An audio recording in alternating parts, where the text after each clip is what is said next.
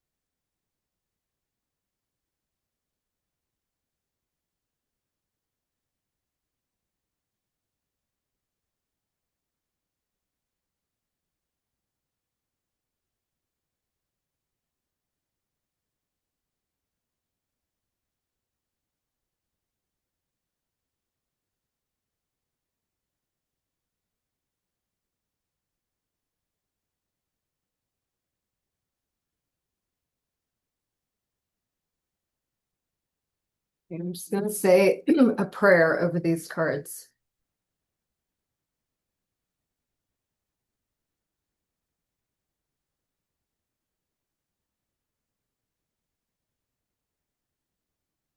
Hmm.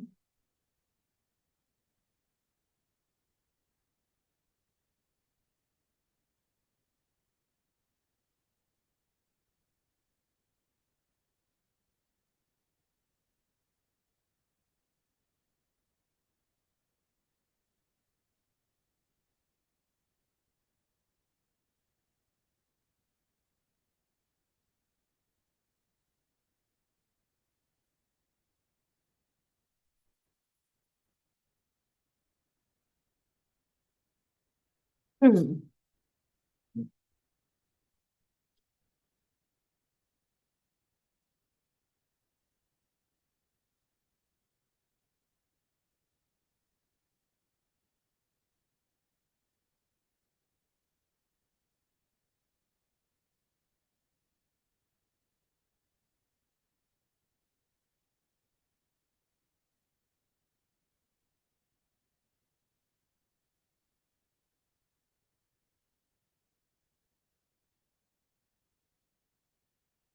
So it's an interesting pull, actually. And there are themes that are coming up here around being in right relationship to resources. And what kind of energy feels most appropriate to put towards those resources and, what we're doing in order to pursue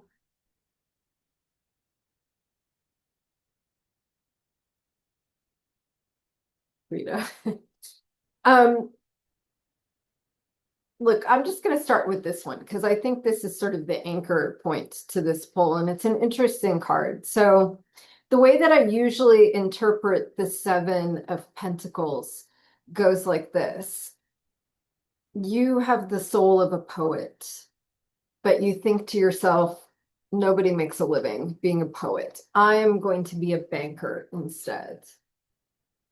And this card is suggesting that that's not going to work out the way that you think it is. When you disown your deeper soul's calling, it actually undermines your ability to live richly. So, this idea that somehow you have to play it small, you have to be practical and prudent with the energy and effort that you put towards something in terms of getting it to pay off. You have to be true to who you are. And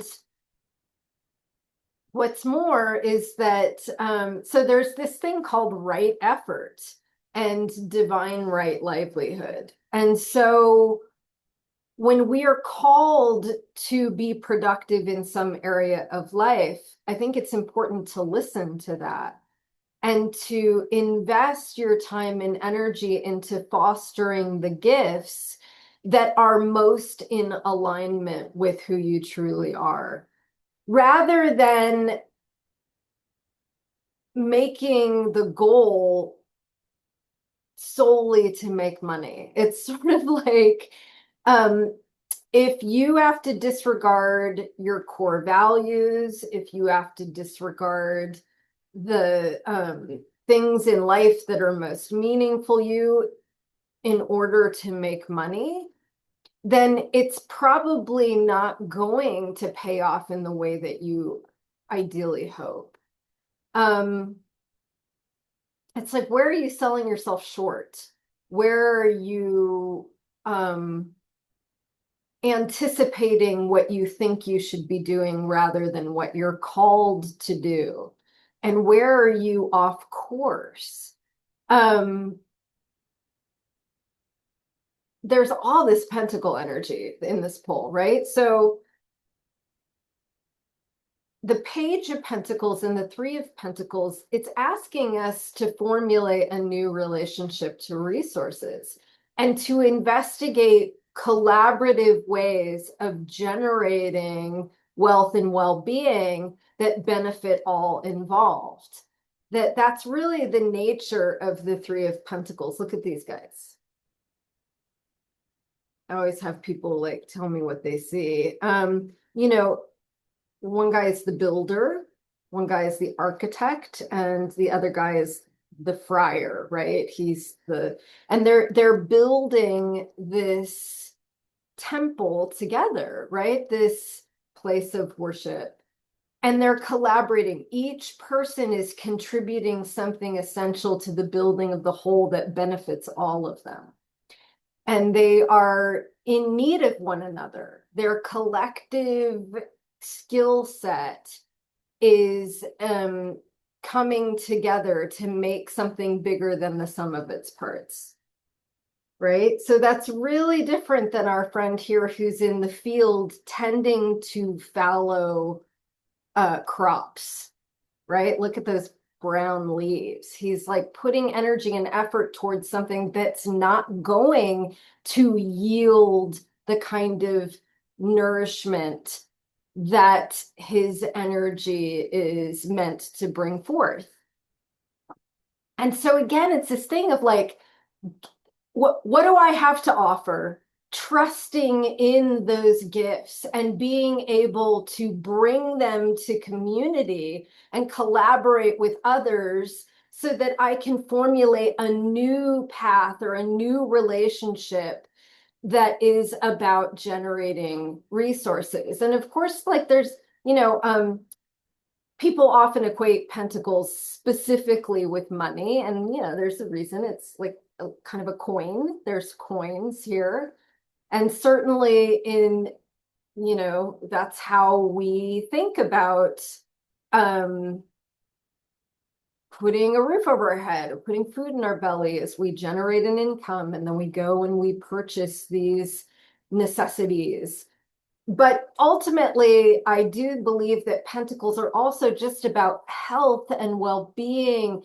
They're earthy, they represent the body, they are material. And so how is it that we are generating material resources, not just around money, although for sure that's part of it, right? Is how can I explore these new ways of taking care of myself that don't require me disowning who I truly am? Because that's when we get into trouble, right? Is that when we, the devil is being overly reliant or even addicted to the material, sensual elements of life. And oftentimes addiction arises out of deprivation. So, my psychology background tells me through the research and also through some personal experience that when you grow up in a household where there is some form of deprivation, whether that's like neglect or some kind of abuse or just some severe dysregulation within the family system, that makes it so that you are craving safety, craving connection, craving nourishment because of the lack of it. This is sort of a setup for that kind of longing or craving that gets applied towards later addictions, whether that be drugs and alcohol, substances that help you to feel more at ease in your body or numb the overwhelming emotions, or whatever, whether it's opioids or alcohol or fentanyl, whatever it is, right? It's serving a purpose. It's a kind of coping mechanism to this overwhelming either dysregulation, fear, deep sadness, grief, anger, or even just, again, that longing for something that you never got, that you are now replacing with the substance. So addiction is a result of not being in right relationship to getting your needs met in a good enough way. And therefore, it's really important for us to recognize where we are out of balance, where we are mistakenly trying to get our needs met out of something that can never actually fulfill us, right? So that longing for connection, we're going to drugs and alcohol to fulfill that lack. And it will never do it because you're not addressing the original issue. And of course, there's a lot of things to be addicted to. It's not just substances, right? There's all kinds of process addictions. You can be addicted to sex or, money. But there's this feeling that there's something missing within myself that I am going to try to get from some external source.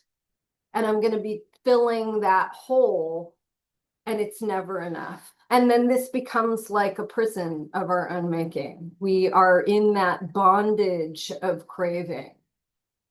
We become a slave to the thing that we think we need that is not really satisfying the source of our pain. And so, the devil asks us to look at where we can take our power back, to recognize that I must be restored to wholeness within myself in order to be set free. When I stop going to these external sources to make me feel complete, then I am free to generate resources without being a slave to them. And again, this restores me to right relationship, because it's not wrong for us to be in and of the world. We are embodied beings. That's why we're here. And so it's not about denying the needs of the flesh or even the desires of the flesh, but it is about being in right relationship to them. And so I am being asked to look at the deeper emotional pull that I have around what is it that I want? And what is it that I'm hoping to get out of receiving the thing that I want? Cups are the suit of love, emotions, intuition, and desire. Desire falls into that category as well. And the Seven of Cups is what I tend to refer to as emotional vagary, sort of being in confusion or delusion around how you feel about something. And it is my experience that this card generally comes up in readings when we're afraid we're not going to get what we want or we're going to lose what we have. And so it's this sort of self-imposed fogginess, this confusion. I don't really know what I want is sometimes easier than admitting what it is that you are longing for or you desire, because that fear of it not being fulfilled is so painful to confront that possibility that you may not get what you want, that it's easier to just say, well, I don't really know what I want in the first place. And so again, we're being asked to, generally speaking, if we're deeply afraid that we're not going to get something that we desire, there tends to be some experience in our past of deprivation or denial, right? Again, let's go back to some attachment theory, because that's my background.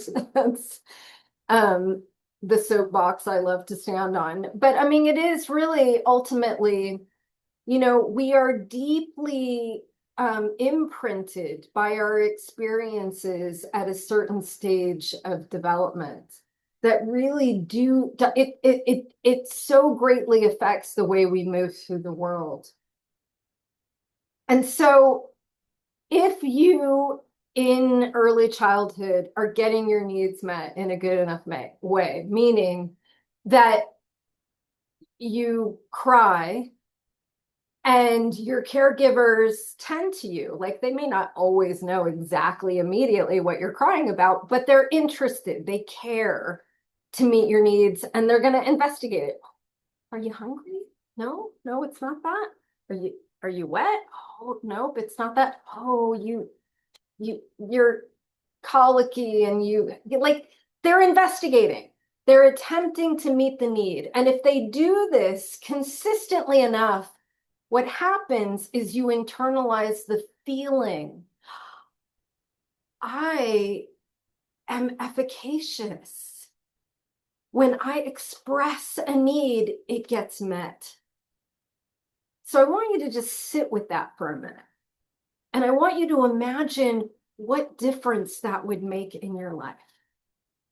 That when you have an inkling of a desire to do something, to express something, to be with someone, and you're coming from a deeply internal place of knowing that it is possible for you to get your needs met, you don't hesitate. You don't have some internal battle with yourself over whether it's okay for you to want that thing. You're able to, with confidence, go after the things that you desire, which often results in things working out. Because to some degree, when we tend our gardens grow, right? I mean, not always, not under all circumstances, but generally speaking, when we put energy and effort towards something consistently, it's going to come into being in some form. But if you are a person who was imprinted with the feeling that no matter how hard I try, no matter how hard I try to express this need, it's not being met. Your caregiver is distracted, or they're fighting with, each other, your caregivers. There's some kind of disruption in the home that they can't tend to you. What gets internalized is you viscerally associate a want with not having. And that's what sets us up, this feeling of being in bondage. What I desire is I am not in right relationship to it. And so the Seven of Cups is asking us to confront the discomfort of the longing and to really get honest with ourselves. What is it that I want? And what am I willing to put energy and effort towards? And am I willing to go after the things that I actually want rather than doing the thing that I think I need to do in order to, generate some income or get you to like me, whatever it is, right? If I'm starting out in the position of like, I'm not going to get it, so I have to, I'm not lovable until I get you to love me. You can see how this is setting off a chain reaction of creating structures in our own lives that don't really serve us.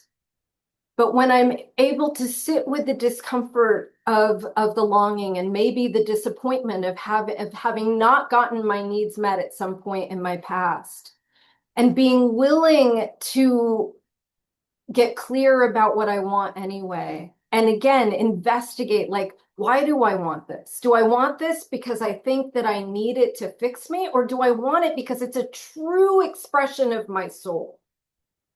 And when I'm coming from that place, which requires some introspection, right? Some self-honesty, some ability to go inward and really reflect on who I am. What did I come here to do? What is meaningful to me? And not just in terms of like the quick fix, but how is it that I wish to spend my life? This, again, it requires some looking inward. The Two of Swords is about having a peaceful heart as a result of quieting the mind. It's turning my gaze inward. It's taking my eyes off of the thing that I think I need out there to fix me and getting right within myself internally. Because when I can do this, then I can vision clearly what it is that I want and where I want to put my energy and effort. And then that's when the miracle comes, right? And it often looks different than my conception of what it is that I think I want or need. I mean, it's like I might have a plan of how I'm going to make something happen. But if I'm willing and open to receive, then the right opportunities come in their own good time. So a lot of this is about, again, when I'm willing to do that inner work and see clearly about what old ideas I'm operating from and let go of the ones that no longer serve me, then I am able to receive the gifts that the universe so much wants for me, the things that are going to be truly fulfilling to my soul. And so some of this is just about having greater confidence that we're on the right path. So long as we are continuing to examine our own motivation, to look into where I'm putting my energy and effort, and to look at the underlying motivation and check in and make sure that I'm rightly aligned. So this is the message of this full moon. And I think that the answer is that, that there is a miraculous way for us to get our needs met if we are coming from a good place within ourselves. And I am wishing you many blessings. I hope that this full moon finds you well and that you feel rightly aligned with the path that you're walking in this world. Take care.